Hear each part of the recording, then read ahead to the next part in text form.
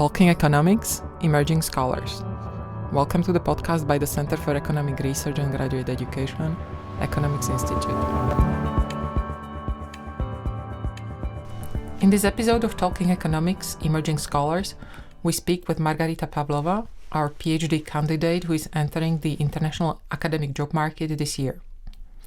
Margarita is an applied microeconomist specializing in labor and gender economics.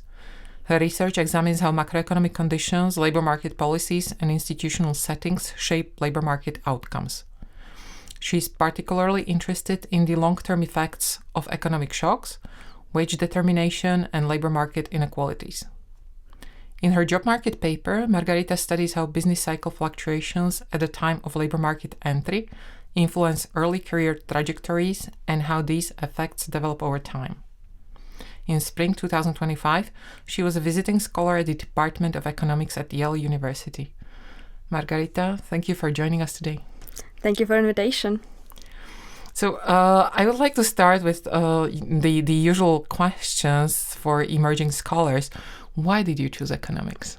In high school, I liked math a lot, but I was not fan of, physics or informatics, computer science. I just liked math, but I also wanted to, apply it to something. And the most natural applications to physics was not exactly appealing to me. And I also liked society, let's say. I like thinking about that, and I'm from Russia, so that I saw a lot of challenges in there, and it was sort of natural that the economics combines two of them. I didn't know that at the time when I was choosing economics, but apparently it was the best I could ever get. And so you already studied economics for your bachelor and master's? Yes, so I started my undergrad in economics in Higher School of Economics, and how I actually ended up doing research in the third year of undergrad. We were sort of asked, it was a requirement, to write a term paper, that is preparation for a bachelor thesis. And so I ended up writing my first research paper in game theory lab. And that's how I met researchers who doing only research. They weren't really teaching. They were really researchers. And I just, looked at their life, looked how passionate they were about what they were doing. And something clicked in me I want something similar. And so then you applied to CERGE-EI? Yes, but before that, first of all, my first paper was, as I said, in game theory. In the third year, I actually had courses that were more specialized, and I actually got in touch with labor economics. And since then, I'm doing labor economics. So it's a really long path, long love in a way. And during my writing my bachelor thesis, my advisor at that time, also doing labor economics, she told me about Stepan. I was working on the topic on minimum wage, and he has papers on that. So she sort of sent me some emails of his. So in a way, he's advising me, from my undergrad. That's very nice. Mm-hmm. Yeah, it is.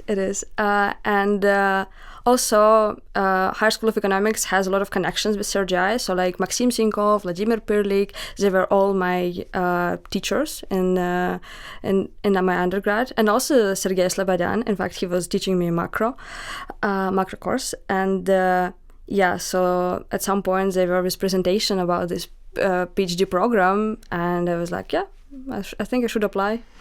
This sounds like a dream journey, right? From the start, you knew what you wanted. Everything was leading up to CERGE-EI. Were there any challenges then on this beautiful dream trip? Well, the main challenge was master courses in the first 2 years, because it also happened to be in COVID years. So there was a lot of emotional pressure and also a lot of deadlines. And I honestly believed until that point that I'm dealing with deadlines quite good, because in High School of Economics we also had this thing where everything happening at the same time. But I don't know, maybe COVID added to that. Maybe difficulty of courses was significantly higher. Like there was no course that I can just be like, yeah, I'm gonna pass it, no matter what. I actually had to invest a lot of time everywhere. Do you see, looking back, any benefits of that, those 2 years? Well, I always can say I survived that. In addition to it. Yeah, but I mean, some courses I actually enjoyed. I really enjoyed some of the courses in the second year, especially in the second semester, when there was economics of migration. And I mean, I do not do migration right now, but I really like that course, and I hope I learned a lot in that course, and I hope to, implement it, do research in that area later. And labor economics is quite strong at CERGE-EI, so did you find the courses valuable and still adding value to your already acquired knowledge from before? Yes, I would say so. I mean, well, labor economics is a huge field, right? It covers so much, and it also uses different methods. So like there is macro labor, there is micro labor, and of course labor economics on its own is just not enough. Like you really need to either study methods additionally, or like this macro stuff. I mostly tend to do applied micro things. So like I was doing applied microeconometrics it was called, and then I was TA for applied microeconometrics. And that was all, like, a lot of things were new to me, and I learned a lot in terms of how to do research. I would say so. Perfect. You spent a semester at the Department of Economics at Yale University. Was that helpful? Oh yes, it was like really, really helpful. And well, first of all, because my topics that I'm working on match a lot like Yale agenda, like labor agenda. So like there were a lot of people whom I could get feedback on. Although like in CERGE-EI, labor department is pretty strong. Well, it's not exactly department, right? It's just the labor group is pretty strong. It's still like department altogether is smaller in size. And in Yale University, the department is really big. And just there are so many labor people. They have, labor seminars on their own. And that was cool. And so I got a lot of feedback while being there on my research. Interacting with the students, first of all, it gives you some new ideas, but also it sort of shows you that people in that top US school, they're the same. Like they're also searching for ideas. They also working on something that might not work out in the end. And it like, in a way, it puts you in the same line with them. Yeah, and I really liked that experience. It was really, really, really nice, and I would love to repeat that. Let's switch to talking about your research. Starting with your job market paper called Graduates in a Cycle, the Effects of Business Cycle Trajectories on Labor Market Outcomes of College Graduates. This is a very studied topic, so what do you add? So it is indeed very studied, and there is a sort of conclusion in the literature that graduating or like entering labor market during the recession is really bad. It has long-lasting scarring effect on students, on graduates, earnings, wages, everything. And however, what this literature is doing, they only take conditions or like unemployment rate that is proxied as conditions at the time of graduation in 1 year of graduation. And although it makes sense if you want to estimate the effect of unemployment at graduation, there is also selection at the enrollment. And there is also conditions after, because during the recession, there are also more people entering college because they just do not have a lot of outside options. And this literature like loses this perspective completely. So they sort of mix effect coming from unemployment rate at graduation with this possible compositional changes in terms of qualities of graduates. So if we have more marginal students entering, of course, their wage or like their earnings like immediately after graduation are going to be lower, just because they cannot match to the as good jobs as like people who from good families with a lot of connections. I show in my papers that this scarring effect is mostly coming from these marginal students entering college, enrolling in college during bad times. Mm-hmm. So you're arguing that entering the market situation at the entrance is actually more important or determines the results more than what happens at the end, at the graduation time? Well, I show that the effect that is reported in the literature is not as unique and not as ultimate for everyone. So like people who enroll during good times and then graduate in bad times, so like they're most likely to be, always takers in a way, right? So they would enroll no matter what. They actually do not suffer that long. The effect for them disappears in 3 years after graduation. So like, yeah, of course, there is some challenges of finding the job because the effect mostly coming from actually probability of being employed and full-time employed. But they do catch up very quickly because they're mobile workers, because if you have initial setback, you can still catch up later. You can move to the better job. And like, I actually see that people are doing that. Like my friends are doing that who are not doing PhD. So yeah, that was sort of, the question that I thought about. So this setup that literature is using is so simple, and the picture is always slightly more nuanced than you think. Mm-hmm. And then you also look at a longer period after the graduation, right? So you don't only look at that 1 year, but you look for a bit more, or look at a little bit more. Can you talk about that? And how do you actually measure? I look at 10 years after graduation, but this is something standard that literature is doing. So like, for example, very famous Altonji paper from 2016 is also looking 10 years after graduation. How do I do that? Well, I do not have panel data, so I'm using cohort level variation. I assume graduation year of the cohort, so like when they're 22 years old, and then I just calculate potential experience, so that how long they're supposed to be in the labor market after this 22. And yeah, then I estimate the effect on the cohort level, because the whole literature is talking about cohort level variation, so that the cohort altogether is suffering so much.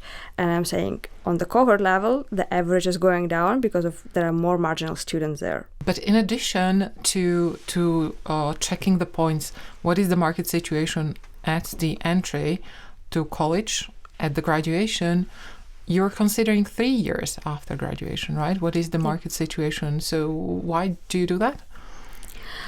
So actually, that's from that part this paper started generally, because again, the literature takes 1 point at a time, and then it means that people who graduated in 2007 and in 2015, when unemployment rate was the same, treated exactly the same. And I mean, it's just unfair to these people, right? Because if you enter a labor market in 2007 and then 2008-9, you cannot find the job because you were fired, or like you're getting stuck in a bad match, or like you're not getting promoted. And all of this, of course, is going to show up in your outcomes. And initially, I wanted to show that, well, this matters. This is why the effect is that scarring. In the end, it's not like the effect is scarring not because of that, although this part is actually important and it does affect labor market outcomes later, but like still until like 5-6 years after graduation. You focus on the general populations of students, right? But we know that you also are interested in the gender economics and the differences between men and women. So do you observe or do you measure the differences between men and women? So my job market paper focuses on men, and I do have a companion paper on women that is still, a work in progress in a way. And what do I see? So why these are two different papers? Because for men, participation in labor force after graduation is almost always yes. The labor force participation in the United States for college graduates, it is 97%. So like it's very high. For females, the story is not that simple, because they also have a chance not to participate in labor force. They can drop out of labor force and start family. So, and what I observe is that this decision actually is affected by what were conditions at enrollment. Because women who enrolled during bad times actually spend more time studying. And after graduating, they tend to stick to the labor market compared to women who started in good times. Because there is literature that claims that for women, it's always joint decision when they enroll in college. You're finding a husband and your like human capital investment. So, and they divide time somehow between the two. And of course, I'm not saying that they do not party or do not look for husbands, but they spend more time studying if they enroll in bad times, women. And after graduating, they tend to postpone family formation, they tend to postpone marriage decision, they tend to postpone having first child. They actually work. What is the explanation for that? So I think that when you enroll at bad times, you see that everything is bad. Your boyfriend cannot find a job, your parents might be struggling, so you think that maybe you also need to contribute to not be poor, let's say. And it motivates you to work harder. Yeah, It's like exactly. the stress. Why do they study longer? They do not study longer, they just put more effort into it. So they study longer in terms of they put more time into studying. So there is American Time Use Survey where they report time used for every activity, including educational activity, and there is an effect on how long they study. So like in terms of hours, not in terms of years. What type of data do you employ in your studies?